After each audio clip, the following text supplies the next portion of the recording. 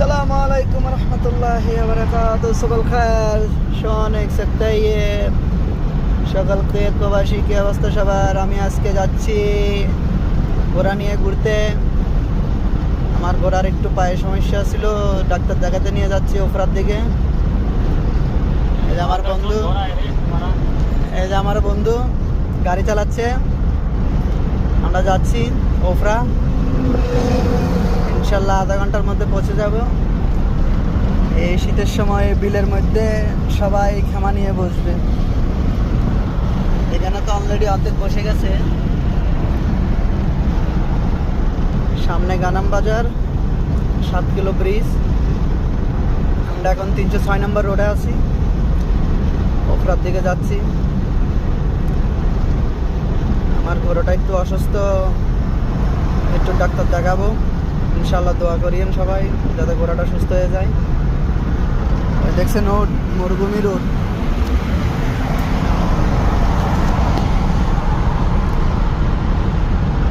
Hello সকাল ভাই বন্ধুরা, সবার কি অবস্থা? আমার ফেসবুক ফ্রেন্ড, আমার এলাকার বড় ভাই ছোট ভাই, সবার কি অবস্থা?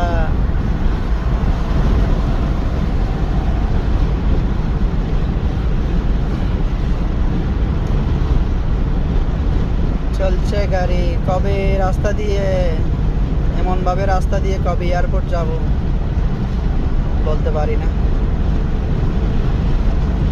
চলতেছে আমার গাড়ি, একদিন এভাবে আবার বাড়িতে চলে যাব ইনশাআল্লাহ। সবাই দোয়া করবে।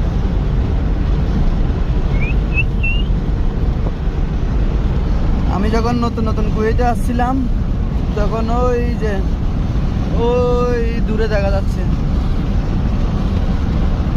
দূরে কালো কালো রঙের গাড়ি দেখা যাচ্ছে। যে আমি যখন নতুন নতুন আসছিলাম তখন কুয়েতে আমার ওই জায়গা রাখছিল। আমি একা ছিলাম, প্রায় 2 মাস একা, মাসখানেক একা ছিলাম ওইখানে। তারপর এখান থেকে এদিকে এই পাশে 7 কিলো চলে আসছিল। তারপরে ছাগল নিয়েছিল, 20টা ছাগল নিয়েছিল, ওই ছাগল নিয়েছিলাম। প্রায় সবার মা বাবার দোয়ায় আল্লাহ রহমতে 4 বছর ছিলাম। 4 বছর পরে বাড়িতে চলে গেছে, আরও সবগুলো বেঁচে দিছে। গানাম সবগুলো বিক্রি করে দিই। পরে আমি আবার আসলাম, আসি চায়গাঁওতে ঢুকলাম, এই আর কি। সবাই দোয়া করিয়েন আমার জন্য, আমার ঘোরার জন্য।